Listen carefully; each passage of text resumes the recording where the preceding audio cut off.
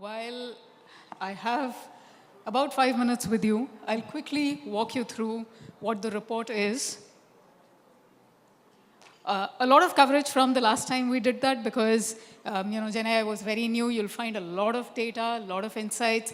It's easily consumable. We've made sure that the insights are coming out in an easy-to-read format. So the report is live. Here's the QR code. While all of you click through, download, and definitely read it, a few interesting things that have come out.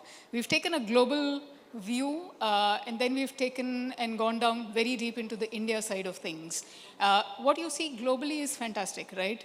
5x growth in just the count of startups, GenAI startups, and about 2.5x growth in the funding size. We all know funding, about 80% of that has been captured by the model makers.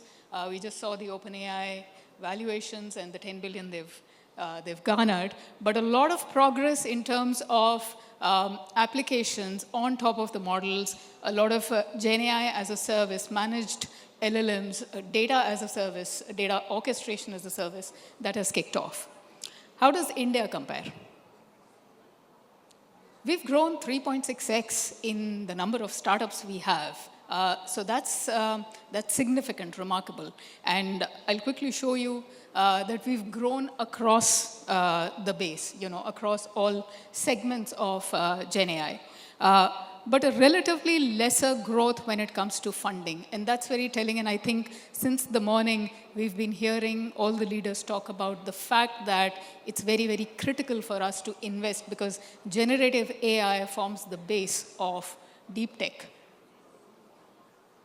What has grown? Infrastructure. Remember last year when we did this report launch, there were 0 models from India. We are now talking at least 17 models that we've profiled in our report, and there are more in the making as we speak. And these are all Indic models, some of them very, very vertically focused in BFSI, in healthcare, in the agri space, but all of them with a purpose solely to solve problems and access data sets that are available in India. Significant rise in the number of, the middle section, which is applications, particularly GenAI assistants. We've seen an explosion when it comes to GenAI assistants. Good or bad, we'll see that when we come to the funding side. A lot of growth on the services side, particularly the B2B enterprise platforms. Funding. This is really the Achilles heel here, right? Just to focus on the left-hand side, the global funding has now moved to the growth stage.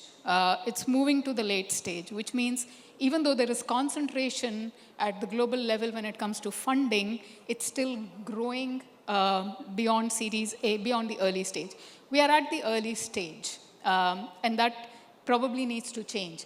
By the way, the report details a lot more on the type of investors across the corporates, PE, angels, the stage of investment, the kind of startups that are garnering investment in India.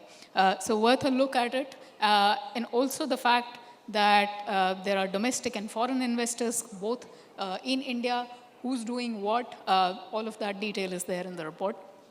Interesting right-hand side metric, a lot of our GenAI startups are revenue generating, and that's very positive.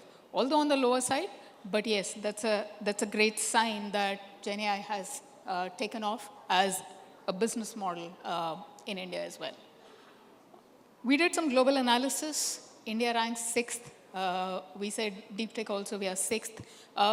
I think the most important things, we need infrastructure, we need a lot more funding, and we actually need big ticket size funding, not just the quantum of it, but a per round, per startup funding. That's the number we are talking. I'll not go too much into it, but a lot of different challenges have been analyzed.